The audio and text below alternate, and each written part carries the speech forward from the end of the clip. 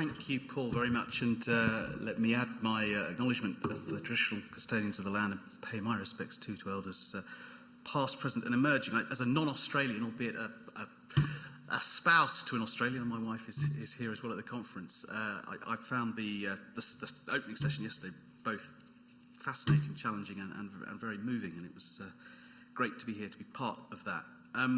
But yes, research assessment, thanks to all of you, the diehard who've stayed here beyond the 2 full days of discussion to hear even more about the topic of measurement and metrics in research assessment. This truly demonstrates a commitment to higher education and research policy that is over and above the call of duty. For me, it's been a really fascinating week to be in Canberra and to be able to sort of dive in head first to several days of really intense and vibrant, dynamic discussion about all of these reform agendas that Paul has already outlined, and to think about how what is being discussed and talked about here in Australia connects to, can inform, and perhaps can also draw from related debates in Europe and in other countries. I say Europe in the hope that we can still include the UK in the greater European geographic region, if not the political structures of the EU.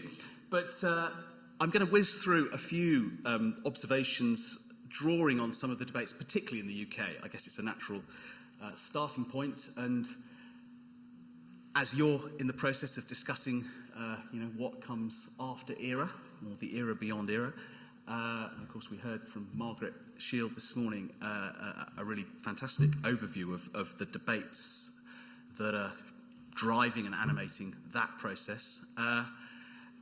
To come into this from the UK with the related set of questions that we are asking again about our system, and this happens periodically. I mean, in fact, the last time I was doing a lot of discussion about research assessment was when we just finished the 2014 REF, Research Excellence Framework in the UK, and you were gearing up for what was then the 2015 ERA cycle here, and there has been over many years now this dialogue between the two systems and the two sort of assessment regimes, which I think is a really rich and valuable process on both sides. There's various points at which the UK has drawn from and learned and incorporated innovations and developments from the Australian system, and of course vice versa. We have been at it longer, for what it's worth, as Margaret touched on in her opening talk this morning. That's a very quick snapshot of the different cycles. I mean, one difference is that we sort of do it less often, maybe because we're a colder country, we don't, but it's the gaps between our assessment cycles are typically 5, 6, even in recent times 7 years. So that, of course, changes the dynamic, changes the balance of discussion about bureaucracy and burden. And as I'm sure you all know, the other massive difference, and it was touched on in this morning's discussion between ours and yours, is that there is around £2 billion, British pounds, of funding every year in the interstices between those cycles attached to the outcome of ours, which of course again changes quite profoundly the balance of incentive, burden, engagement, gaming, all sorts of things in the system. And so, one is conscious both of the commonality, but also of these very important differences in talking across the two systems. But we are, as the slide I flashed over there before shows, we're kind of, how do I get this to move forward now? It's sticking, how does it? Oh, there we are, good. We are in one of those periods where there's a lot to play for in our system. We have a thing called the FRAP programme, the Future Research Assessment Programme, that has been set up and is running from the funding bodies in the UK, which is also supposed to resolve at some point in the middle of this year. So it's on a broadly similar timetable to some of the discussions here. I think one of the differences is that there's, I guess, less fundamental reshaping of the entire thing as a real option. I mean, people aren't talking about axing the REF, it's about how to evolve and change the REF. But within that context, the extent of potential evolution and change is actually quite dramatic, potentially, as I'll touch on. So I want to draw very quickly, I don't want to talk for too long because I do want to leave time for Sujata to chair the discussion, but we have just done in the UK a fresh review of particularly the question around metrics and research assessment as part of this broader programme of future of research assessment. So I co-authored this with Stephen Curry, who some of you may know is the chair of DORA, the San Francisco Declaration on Research Assessment, and Lizzie Gadd, who is very involved in iNorms, the international grouping for research managers in universities, and has been very involved in debates around responsible assessment from a sort of professional research management perspective from that community. So we did this, or we were asked to look afresh at this question in the middle of last year, and we published just before Christmas. And again, I'm trying to get this to move. Oh, there we are. It's a bit slow to respond. So our brief was to revisit the conclusions of this thing, the metric ties. We may have seen this was a review that I chaired for the UK government back in 2015, and I think that was again around the time I was here talking about this stuff with the ARC and others in Canberra. To revisit that and to see really, in 7 years, how much had changed in terms of both the technical possibilities of measurement metrics and their potential use in an assessment context. To consider then what that meant for the next cycle of the REF, and to advise on how best to support responsible uses of metrics and measurement in research assessment, which I'll say a bit more about. So this was our review. And you see here if you flash on, I don't know if I'm controlling this. Oh, here we are, yeah. So this is I won't go through detail because of time, but an attempt to give you a visual snapshot of sort of the key milestones that we've seen in the past decade in this debate. It's been a busy period for these discussions in global science, and you've seen a succession of really complementary reinforcing initiatives coming from different starting points in the system, many of them emergent and sort of bottom up, particularly things like DORA, which emerged from the sort of biomedical research community, the Society of Biology in the US originally, movements like Science in Transition in the Netherlands, the Leiden Manifesto, which came out of the scientometrics community, our own review in the UK, obviously other things that are adjacent but have a relationship to metrics in terms of open science like Plan S, etc. I won't go through them all, but a lot has been going on. And there's actually been, as I say, it's not so much a matter of these as competing initiatives. They've actually all been very complementary. So you've built up quite quickly in these debates a sort of sense both of coalescing agendas and of momentum in how institutions, funders, policymakers are addressing these questions in a range of countries.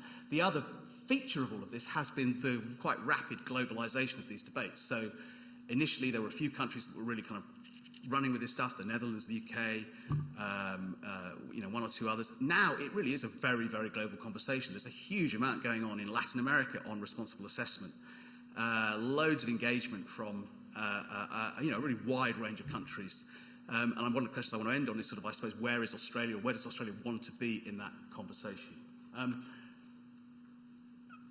In terms of what's happened through that decade, we've seen a broadening from an earlier and initial focus on metrics specifically, so indicators as proxy for different forms of quality and impact in research systems, through to this broader understanding of responsible research assessment in a more systemic sense. And in that manoeuvre, it's not simply a sort of linguistic, semantic thing. You're essentially seeing the agenda expand beyond kind of technical measurement stuff to connections with research culture, to system shaping questions that are really important if we're thinking about the design of assessment regimes. Because, of course, if you just focus, the starting point of the entry to these debates is what can metrics do? What are the technical possibilities of indicators? That inevitably and always drives you down particular avenues rather than perhaps necessarily taking a step back and asking the more fundamental and important questions about purposes. What are you trying to do with an assessment framework in a research system? And only when you answer those questions can you then turn to questions of design and then to questions in the sense of method, of which metrics are one, but not the only answer. You've also got, as we know, this connection, convergence of related agendas, research assessment stuff, agendas around equality, diversity, inclusion, agendas around open scholarship, and a sense that the assessment system is one very powerful lever of potentially progressive change in achieving greater coalescence and convergence in our systemic capacity to tackle these agendas together. What are the shifts? We've seen a move beyond words to actions. So, declarations are great. I'm a great fan of Dora. I do a lot with Dora there. It's it's incredible. Dora has 1.5 full-time members of staff as an initiative, and you look at the volume of work that comes out of Dora, the impact that it's had. It's a really fantastic, say, grassroots, bottom-up success story of the, in a very sort of, Metonian sense, the sort of ideal of a self-governing science system that sees things that aren't working as well as they might and then corrects them in a really admirable, fantastic way. But signing declarations ain't enough. That's the beginning. We need to go beyond that as institutions. We need to hold institutions' feet to the fire of their signing such things and make sure that they're actually implementing them in policies, systems, cultures, etc. So there's been a demand to find ways, essentially, of incentivising those kind of changes, going, as I say, beyond talk. There's also a huge and very vibrant, and my own institute in London is part of it, critiques of the concept of excellence, again, relevant to the REF, relevant to ERA. And one of the problems in any assessment regime, you always want to kind of watch out for singular words over plural words. If it's a singular word, people inevitably smuggle in priors and narrowing assumptions about what it is. If it's plural, it keeps open the possibility for diversity and plurality. So excellence ain't a great word in any assessment context. Qualities is better. Impacts is better. But in a serious way, beyond just language, there's a very, very rich and quite important debate and discussion that's been going on, particularly in Europe, around the limitations of excellence as a term. The head of our own funding system, Dame Ottilie Laser, one of the first things she did when she took over the reins of UK Research Innovation, which is our integrated funding agency, spending £9 billion a year, was wrote an editorial in Science, essentially saying, excellence is meaningless. I forget the title, but it was, it's like, so it's a pretty bold stance to take as your kind of kick-off point as the head of a national funding agency. What sort of implications does this have for regimes like ERA, REF, and other related systems? It shows how much room there is to continue to evolve and improve those systems, how important it is not only to change the rules, but to improve the data, the plumbing that lies behind them. And going back to my metric tide review, a huge part of that wasn't simply about what we do now. It was how do we improve the data architecture that lies behind assessment systems, so that when we come back to this question in 5 years' time, we're not still bumping up against precisely the same problems of data coverage in humanities and many of the social sciences, but we've done at least something to try and improve the actual quality, robustness, coverage of the data, as well as also acknowledging the need for other methods to be used. There's no magic metric tree. Mixed methods are almost always best. That's obviously a more controversial argument in Australia than it is in the UK. As I say, start with purposes before you get into design methods. A lot of debate in the UK on environment statements, which I know you don't have in quite the same way here, but can we use the sort of environment component of the which is above the level of outputs, above the level of impacts, looking at the research environment at whatever level, unit, faculty, entire institution, and can we use that as the place to measure, to use metrics in a more intelligent dashboard way, rather like Margaret was saying this morning, but in ways, again, that are trying to push towards the good. Obviously, debate about burden, but also the progressive possibilities of assessment regimes. And I haven't heard as much about that as I would have liked to have heard in the Australian discussion, at least as I've partaken, admittedly superficially, over the last few days. And this point about maintaining constructively critical engagement in international reform efforts. So, I won't go through these, I'm going to speed up, but these were the 10 headline recommendations of our most recent review, and I'm just going to pick through these very quickly. As I say, put principles into practice, move from talk to implementation, We have strongly encouraged, in a UK context, participation in the latest and I think most significant of these recent international initiatives, and that is what's now going under the label of the Coalition for Advancing Research Assessment. It was the European agreement on research assessment reform, and because they didn't want it to be seen as just a European thing, it quite sensibly has now become this coalition. And that is a very, very important initiative, really important initiative, I think, that will, because it's trying to, and it's complementary with DORA, it's not replacing it. You can have signed DORA, but then if you want to actually do something about DORA, COAR is about giving you a context, a community, a kind of set of benchmarks against which to do that. So we've been trying to encourage UK institutions certainly to do more in that regard. Evaluate with the evaluated, an obvious point in any system design context. We should make sure that those involved in evaluation, those who are the targets, the subjects of evaluation, are themselves able to interrogate, to co-design, to co-interpret the assessment regime. And that includes not only research active, but also research enabling staff. And there's been a really good debate in the UK recently about, one of the failings of the REF has been the very narrow focus on, the individual and the sort of PI model at the expense of the more rounded understanding of the teams that lie behind those, superstar academics. And those teams, of course, being a real mix of other academics at different levels in the system, but also technicians, knowledge intermediaries, research managers, professional services colleagues of various kinds who are part of any successful research team in the contemporary system. And we need, again, to find ways in assessment regimes of understanding and incorporating that. In the UK, one of the things we did through the last REF was ran what we called the real-time REF review, which was an attempt to try and tap into distributed intelligence about the system while it was going on, rather than wait till we got to the end of the REF cycle and do all the evaluation then. And we ended up having a kind of real-time panel of about 3,500 researchers across the UK, reporting regularly on how, in a sense, how they were experiencing the REF in their own research environment, their own research career. And it's not perfect, but it's an attempt again to try and tap into that distributed intelligence. The battery in this thing is running flat. We did some stuff on definitions, which I won't talk about now because of time. In the UK, one of the things we did in 2015 was set up this UK forum. So as well as encouraging UK institutions to sign DORA and now to participate in the coalition, we set up in the UK system a place to have the discussion around metrics. So when new methods become possible, when something new emerges, how does the UK system as a national system respond? This Forum for Responsible Research Metrics was set up, and it brings together all the universities and the funders and a few of the other key stakeholders to look at this stuff at a national level. Not perfect, but it's an attempt to try and build that kind of discussion. So we've been calling on that to be given a bit of a refresh.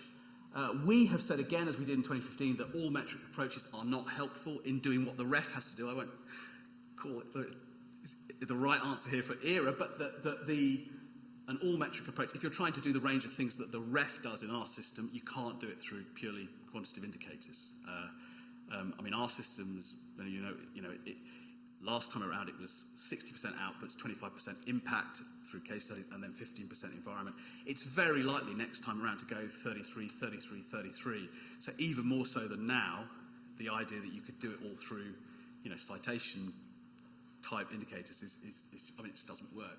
And the impact side, again, really doesn't work if what you're trying to do is capture the diversity of impacts that we try to capture, however imperfectly, through our impact case studies. There's 6,500 or so of those now from REF 2021 in a database. It's not perfect, it's time consuming, it's a bit cumbersome, but at least it does reflect the diversity and richness of what impact looks like across the system. We talked also about reforming our system over more than one cycle, because it's hard to reform these systems in a fundamental way quickly. And so one way through this, a bit like sort of setting targets for climate change, is to say, look, this is where we want to be, in 2030, but let's get there over 2 bites of the apple or whatever. And so that may or may not get picked up as an argument. this goes back to the excellence points, we've called for ours to be, it's not as easy to say RQF as ref, but that getting rid of the word excellence I think would be helpful in our system for the reasons I've already said.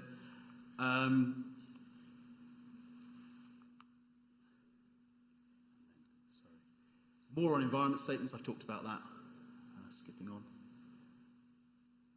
Using data for good, yeah, this is a really important point. Of course, you know, I mean, in metric tide and this stuff, we're not against use of metrics. I'm all in favour, as I say, a huge amount of the work we're talking about here is how to improve the quality, robustness, coverage of indicators. But we need to think more creatively about the kinds of indicators we use. Because, of course, indicators, you can have all sorts of different indicators. And, you know, the problems with indicators generally arise when you place too much weight on too narrow a range of indicators. But one of the answers to that is to broaden your range of methods beyond just measurement of quantitative indicators. Another is to broaden the range of indicators. And so this idea of data for good, you know, other indicators, what are the other things we could measure in the system that might help us push systems, shape systems, incentivize systems in the directions we want to go? And so we talk a lot about this in the most recent review. And there's a few examples of the kinds of things. I mean, you know, I'm not necessarily proposing these as specific indicators, but, you know, there's no reason why we couldn't have assessment regimes that include more emphasis on these things as well as, or in addition to, or instead of some of the things that we currently count. You know, it's within our technical capability to do this. And, you know, although there's problems with some of those indicators, there's problems with the other indicators we're using now. So, I mean, the methodological challenges exist through the system. Rankings, we are, I know colleague John Ross is here from Times Higher, so I won't say anything nasty about the Times Higher, but you know, it's been frustrating to me, you know, and I engaged a lot with Phil Batty when we were writing the metric tide. Of all the stakeholders that we engaged with in doing this stuff and continually through DORA and elsewhere, the bit of the system that has been most resistant to evidence, to meaningful engagement in improving methodology and reform has been the rankers, not any single one, but and you know, they're very understandable logics and reasons why that's the case, but you know, it's a real problem methodologically, politically, practically for the higher education sector globally. And as I'll say in a minute, I think for me, one of the big risks in abandoning in its entirety something, I mean, not even if ERA is dead, as it were, abandoning the capacity to develop one's own assessment criteria and, you know, measurement criteria at a national level, is that essentially you vacate that space. It's not then, you know, it's not the space disappears, it's simply occupied by international actors of those kinds. And you know, that is a really difficult question. So I'm ending now. So Josh, please know 6 tentative questions. I do say this very tentatively as a visitor to Australia, albeit a fairly frequent visitor. So 6 tentative questions. Babies in bathwater. Clearly, ERA in its current form is dead. That seems to be the fairly strong and resounding message from various quarters. But what comes in its wake? The sort of ERA, the phoenix of the next era, as it were, from the ashes of the current. How do we reduce bureaucracy and burden without losing the progressive, shaping, formative possibilities of assessment regimes in incentivising and rewarding the kinds of research cultures Australia wants to see, the kinds of things that Australia wants to value and see in its research system? So if you want a research system that places greater value on Indigenous research or different forms of societal impact, vacating the space of deciding what counts is not going to deliver that outcome, because our colleagues, our friends in the rankings, you know, that's not there. You know, they're not going to prioritise that in international systems. Why would they? So, you know, it's a real challenge here to think quite hard about. Again, sorry, rankers. But, you know, how, again, as an outsider, I find it kind of weird coming into a system that I know it's been softened, but, you know, if you apply a national interest test at the level of a grant or the award of grants, and yet you surrender your lever to pursue the national interest at a system level, like what's going on there? I have genuinely, you know, I haven't a chance to talk to the minister about it. You know, that's a really important question, especially for a Labour government. You know, what's going on in terms of surrendering your desire to use levers of progressive policy change, of designing a system in in ways particularly then that vacate the space and let private sector actors with no accountability to your own national agendas, take over. Weak proxies. How do we navigate the significant methodological limitations that I think are still significant in terms of metrics for impact and embrace more creative mixed methods approaches? I'm a great fan of new ways of trying to measure impact. I do a lot of work on this myself. I love things like altmetric, Overton, which is trying to create a citation day database for policy citations. I work myself in policy areas. This is the kind of stuff I love. But these are still very, very weak. Even Overton is it's they're very problematic, the data quality and coverage in it. And I wouldn't want to see it given undue weight in a big assessment regime, particularly if money were linked. We're seeing lots of movement and innovation, creativity around narrative forms in grant applications, narrative CVs. We, of course, have narrative impact case studies. I think, rather than talking purely about how do we create the right basket of metrics, it should be about how do we combine the best of metrics with the best of narrative in a genuinely mixed method approach. That would be and I suppose that's my kind of question as an outsider to the current discussion here. Paddling upstream, how do we understand and manage unintended shaping effects of assessment regimes way up from the actual assessment exercise? So we're good at evaluating the formal parameters of an assessment exercise. We do a lot of it, you do a lot here. We know how to do that. But what we're bad at understanding is what assessment regimes are doing to the forms of research that are actually value prioritised, the hierarchies that are applied, way back from the actual assessment itself. It was great. I met with Paul this morning with the team from the Chief Scientist's Office, the Office of the Chief Scientist here, who are embarking on their own project looking at metrics and assessment and are interested, among other questions, in some of these, I suppose, deeper system questions in the way. And that's great. It's a really important set of questions. This book that came out a few months ago, The Quantified Scholar, and there's a seminar on it that we organised at Rory on YouTube there, you can see. A brilliant study of exactly this question in sociology research in the UK, which I won't go into because of time, but a fascinating look at how assessment regimes shape what counts as good research, right up at the point at which early career researchers are deciding even what kinds of projects to work on. And you really got to worry in a way if that's what your assessment regime is doing without you intending that to be the case. And then the soft power of shaping research cultures, going back to this point about international engagement. There is a real head of steam behind the coalition. This was an editorial in Nature. It isn't just about Europe, otherwise it'd be hard to sell at the moment in London with the British government. It is a broader thing, and I think, I was very impressed. I went to the NHMRC briefly yesterday in the gap between sessions here, and they were very, engaged, aware of these debates. But in general, I mean, whether it's a hangover of COVID or I haven't felt there's as much dialogue as perhaps there could or should or would be between Australian actors and others. And that's to all of our loss. I mean, we want and need the insights and contributions of our Australian colleagues in these international networks. We need to continue trying, as per DORA, to shape research cultures in the direction that we want them to go. So these are important. And finally, and I used this slide when I was with the ARC there in the week, if we look at where research on research systems is happening, this is a mapping publications on research systems and research culture, EDI and diversity and inclusion research. And you've broadly got their physical sciences, social sciences, health, biomedical sciences and sort of life earth sciences there. Of course, you've got clusters and concentrations in traditional areas that you would expect, science studies, innovation studies, higher education studies, that's that red clump. You've got these kind of middling-sized clumps in bits of health research. It's the people in health research worrying about waste and efficiency. It's John Ioannidis at Stanford, who probably accounts for one of the biggest circles there in and of himself.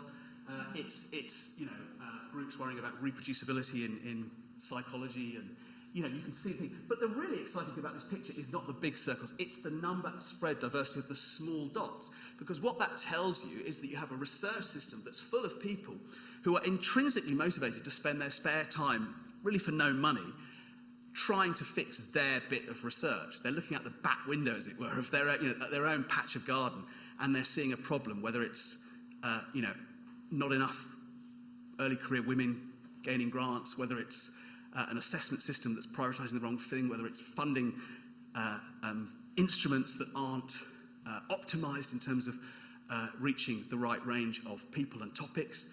And they're, as good scientists do, going out there with data, gathering information and trying to change these systems for the better. If you're a government or a national funding agency like the ARC or the UKRI, you know, a very obvious easy win is how, you know, with modest resource, one can better lubricate, connect, harness that distributed intelligence towards the better management of the system as a whole. There's a little bit of that starting to happen in some countries, but it's still it's lagging behind what you could do, what you see in terms of the possibilities of data. So, you know, I am a meta researcher, I think about this stuff a lot, but, you know, in any response to the kind of challenges that were thrown legitimately by the minister to the ARC and the ERA back in the middle of last year, I would hope that one of the answers, among others, not only from the ARC but from NHMRC and others, is, well, let's, as Australia, find ways in terms of our national version of this picture to tap into what our researchers are already doing that can help us improve the design, operation, management of assessment systems and of research culture as a whole in Australia. So thank you very much.